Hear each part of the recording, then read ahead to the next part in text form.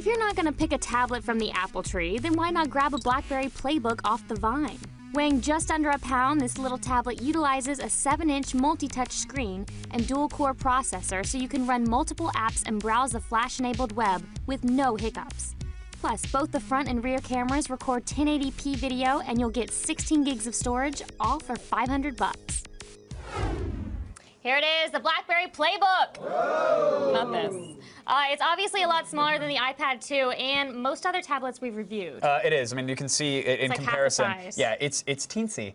Now, the power button on the top is actually kind of hard to press, but I think that's by design because once you actually lock the device, you'll see when you turn it on, there's no swipe to unlock or anything like that. Yeah. Not I don't know that be, I like that, though. Yeah, I mean, it's not like you're going to be keeping it in your pocket and you're going to accidentally hit Yeah. it, but it could get hit, so that's why they had to make it a little bit harder.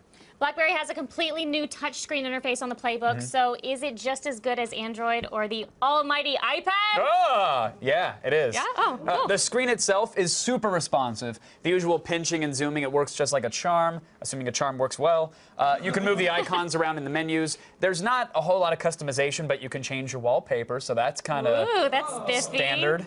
Yeah. Okay. How fast can it launch apps and switch between them? Really fast. And this is where the PlayBook truly shines. It's incredibly similar to Palm's WebOS, which only 3 of you understand what that means because you made the mistake and bought that phone. Applications launch in little windows, and you can switch between them right there. You can see those are all running applications all at the same time. We liked WebOS, actually. We really like this as well. And in order to get back to the home screen or switch between apps, you have to actually swipe from the edges of the screen. And at first, it seems a little odd, but it turns out to be a really elegant solution. They don't need to add dedicated hardware buttons. So here I can tap right on into an app, and then again, I can swipe from the bottom, scroll through and say, oh, that's the one that I want there. You can swipe from the top and get menu options for that, or even switch between apps by swiping from the outside. And you can go between fully open apps. Seems very easy. It is really easy, and it even works like if you rotate and go into another display mode, it orients the menus as well. So kudos on the PlayBook there. That's pretty sharp. The PlayBook's web browser supports Adobe Flash and HTML5, so will you be able to browse every site on the internet? Every site? Really? Probably-ish. Oh, yeah, when comparing it to an Android tablet, well, here's the thing. It'll load Flash-heavy sites just as fast as an Android tablet, and it actually feels smoother when navigating. Pinching, zooming, opening different tabs, it's all incredibly quick. The only problem here, it's only a 7-inch screen. So obviously with a larger screen, there's less moving around on the page, but with a larger screen, then you're talking about, you know, degraded battery life, etc. So now, it also has a 3-megapixel camera on the front and a 5-megapixel on the back, and they both record video in 1080p. Oh, it's fancy, huh? It's awesome. Here's the thing. On paper, those specs sounds great. They're only okay, though. Yeah. The front camera, here's the thing. It's actually much better quality than most tablets, but it does look grainy even in normal light. Okay. Creeper. The back camera, wow. Let's just loop that. That made me happy. The back camera doesn't have a flash, so it also suffers from the same graininess. Yeah, it's dark. But overall, not as good as you want them to be, but they're serviceable. Okay. Have they added more apps to the BlackBerry app world? They have.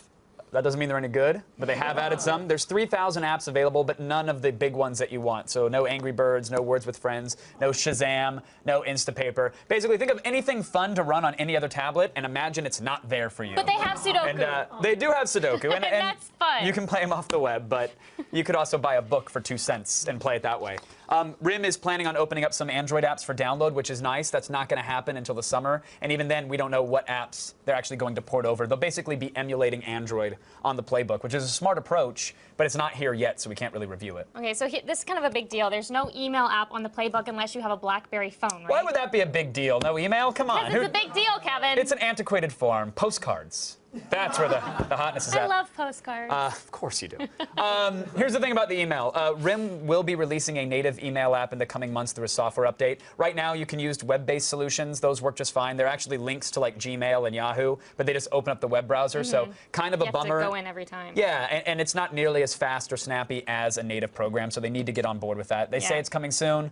But again, it's not here now. We'll see. Yeah. So it's $500 for the 16-gig version. What's the verdict? 3 out of 5. Okay. Even though we think it's one of the slickest tablets we've used, the lacking of email and apps, it just hurts it. Once RIM fixes those problems, this is easily a 4 out of 5. So, nice. Yeah, PlayBook's fun. Check it out. Well, that's it for today's Gadget Prawn. But if you have a gadget you'd like to see us rate, email us at gadgetprawn@g4tv.com.